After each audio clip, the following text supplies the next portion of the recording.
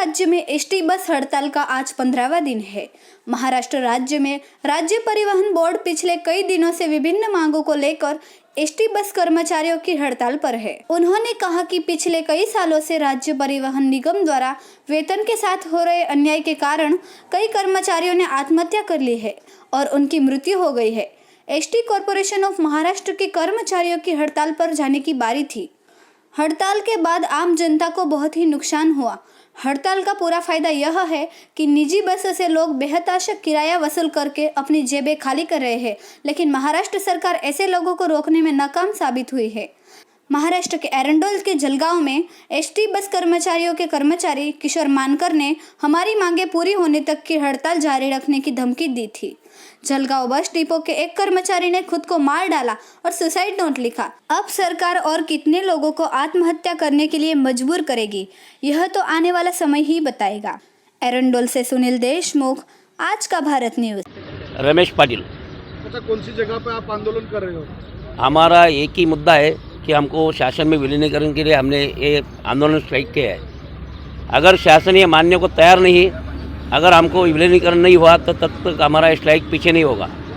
हमारी एक ही मांग है, शासन को हमको शासन में विलीनीकरण कीजिए, शासन का दर्जा दीजिए, इसलिए इसके लिए हम पीछे नहीं हटेंगे। जी, आपका नाम? जी, मेरा नाम शेख अतीक शेख अनीस, जलगांव खानदेश से हूँ मैं, महाराष्ट्र से, एरंडोल डिपो। आज हमारे एसटी बंद होने के लिए मतलब आज 14 दिन पूरे हो गए। महाराष्ट्र सरकार इसका कोई ये नहीं कर रही है। हमारे आज बहुत से भाई आज़ाद मैदान बम्बई में जो भूखे पैसे पानी के अंदर कीचड़ के अंदर सो रहे। महाराष्ट्र सरकार का कोई बंदा अभी तक वहाँ पर नहीं गया। महाराष्ट्र सरकार क्या चाहती है? जैसे कि पिछले कुछ दिनों से आज तक पूरे 43 लोगों ने आत्महत्या की है। इसकी वजह यह है, हमको वेतन बहुत ही कम है और लोगों से बहुत ही कम है। ये महाराष्ट्र सरकार को भी पता है, लेकिन हमको ऐसा क्यों करा जा रहा है? पीछे कुछ इसमें महामंडलों को 7वां वेतन दिया गया, हमें छोड़कर हमें क्यों छोड़ा जा रहा है? जब महाराष्ट्र सरकार का कुछ भी अगर कुछ अचानक में कुछ होता है तो हमारे एसटी वालों को बुलाया जाता है। जैसे कि कोरोना पीरियड के अंदर बम्बई में लोग घर से बाहर निकलने को डरते थे, लेकिन हमारे एसटी कर्मचारी बम्बई में उनकी सेवा के लिए 24 तास के लिए वहाँ पर थे।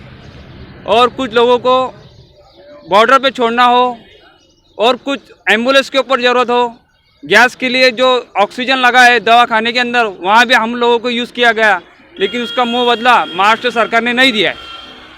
काफ़ी तकलीफ हुई है, तो आप आम जनता से क्या कहना चाहेंगे? हम जनता से पहले हम माफ़ी मांगते हैं। क्या जनता भी खुद जानती है, जनता के बहुत से हमको पार्टी में आए हैं कि आपकी जो मांगनी है वो सही है। आज तक आप लोगों ने बहुत कम पेमेंट में काम किया है, धूप हो, ठंडी हो, बारिश हो, लेकिन हमें बहुत अच्छी सी सेवा दी है। लेकिन आज तक कोई जनता ने हमारे खिलाफ तकरार नहीं की है कि भाई एसटी वालों की वजह से मेरा ये नुकसान हुआ है ऐसा। लेकिन जनता भी जानती है कि इनको पेमेंट कम है, इसके लिए हम स्ट्राइक करेंगे, जनता हमारे साथ है। मेरा नाम किशोर उद्धव मोरणकर, मैं जलगांव ज़िले के एरंडोल आगार एसटी आगार का डिपो का एक कंडक्टर, एक सहकारी, एक कर्मचारी आपसे बात करना चाहता हूँ।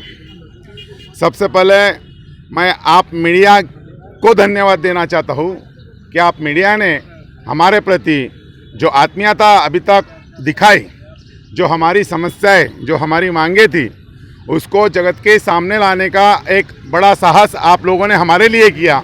इसके लिए मैं सबसे पहले एरंडोल आगार जलगांव जिला एसटी कर्मचारियों की तरफ से आपको सबसे पहले दिल से बहुत बहुत धन्यवाद देना चाहता हूँ। अब ये आज जो हम यहाँ लोग खड़े हैं, ये आज का पहला दिन नहीं हमारा, ये 15वां दिन हमारा उपोषण का चल रहा है, संप का चल रहा है।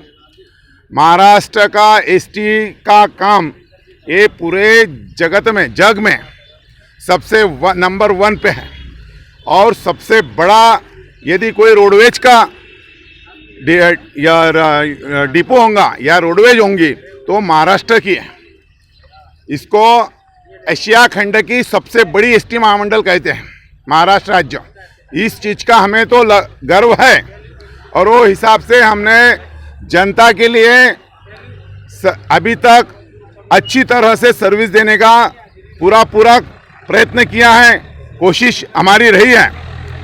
लेकिन इसके बावजूद एक चीज का दुख हमें हो रहा है कि जब पूरी दुनिया के हर राज्य में, चाहे उत्तर प्रदेश रोडवेज हो, चाहे गुजरात रोडवेज हो, चाहे तेलंगाना हो, चाहे कर्नाटक हो, इन सभी राज्यों के रोडवेज के कर्मचारियों की तनख्वाह हम तुलना करेंगे चालक वाहक ये लोगों से।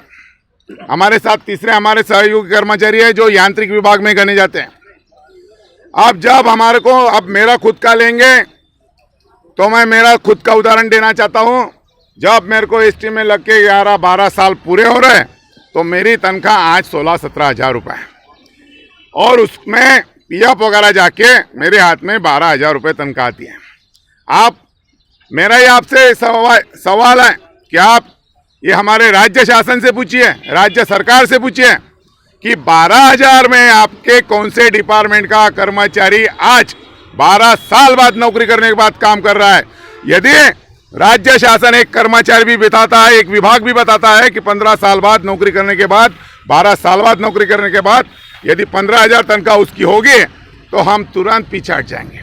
लेकिन राज्य सरकार ऐसी कर नहीं पाएगी क्योंकि मुझे विश्वास है कि राज्य शासन के कोई डिपार्टमेंट को इतनी कम तनख्वाह नहीं है।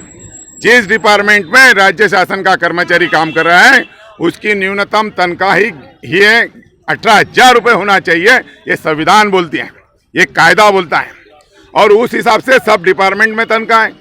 जब हालांकि हम रोड पे चलते हैं, जब घर से निकलते हैं तो घर बीवी को कोई श्योरिटी गारंटी नहीं हमारे बारे में कि हम दूसरे दिन वापस आएंगे या नहीं आएंगे। हम जब चलते हैं तो हम 50-55 लोग हमारे ड्राइवर भाई साथ में लेके चलते हैं। वो खुद की ज़िंदगी की परवाह नहीं करते हैं। वो उनके ख्याल में, उनके दिमाग में एक ही सोच रहती है कि जे लोगों ने मेरे भरोसे एक रोडवेज में सफ़र करना चाह रहे हैं वो लोगों को मैं उनके ठिकाने सुरक्षित कैसे पहुंचाऊं। इसके बावजूद ना उसको घर की याद आती है, ना उसके बच्चों की याद आती है। याद आती है लेकिन वो सोच नहीं पाता है, उनके लिए समय दे नहीं पाता है। ये सबसे बेहद दुखद घटना हमारे लिए है। कितने लोग इस आंदोलन में जुड़े हैं अब तक? ये आंदोलन में मेरे डेपो से पूरे 350 लोग जुटे हुए हैं। पूरे महाराष्ट्र से 1 लाख कर्मचारियों ने इस संप में सहभाग लिया है। आत्महत्या की अभी तक जो कम तनख्वाह है और एक कम तनख्वाह की वजह से अपना दिनचर्या चलाने के लिए जो तकलीफ महसूस हो रही थी उसमें हमारे बेहद कर्मचारी अस्वस्थ थे, मानसिक रीत्या से वो कमजोर हो गए थे। तो इसमें हमारे लगभग अभी तक 40 लोगों ने आत्महत्या की और ये मेरा दुर्भाग्य है कि सबसे पहली आत्महत्या ये मेरे जिले से हुई थी, जिसका नाम मनोज चौधरी है। आप चाहे तो उसका फोटो बैनर पे देख सकते हो। ये मनोज चौधरी ने जब आत्महत्या की तो इसने उसकी आत्महत्या की वजह मैं जहाँ नौकरी कर रहा हूँ वहाँ मेरी तनख्वाह कम है, वो प्रशासन को जिम्मेदार ठहरा के उसने चिट्ठी पर लिखी थी। और चिट्ठी का अभी राज्य सरकार में के सामने भी रखी गई है। तो उसके बाद लगभग अभी तक 40 लोगों ने सुसाइड करके हमारे लोगों के लिए बचे 90,000, 95,000, 99,960 लोगों के लिए अपना ज़िंदगी का बलिदान दे दिया। तो मैं सबसे पहले उन मेरे 40 कर्मचारियों को मेरी आगार की वजह से मेरे डेपो की ओर से भावपूर्ण श्रद्धांजलि देता हूं। उनके परिवार को जीने की ताकत मिले और मैं तो चाहता हूं सरकार हमारी तनख्वाह बढ़ाए जब बढ़ाए, लेकिन सबसे पहले हमारे 40 लोगों को एक परिवार को 50 लाख ये हिसाब से उनको पैसा सबसे पहले मिले और उसके बाद हमारे को तनख्वाह मिले, ये भी हमें मंजूर हो।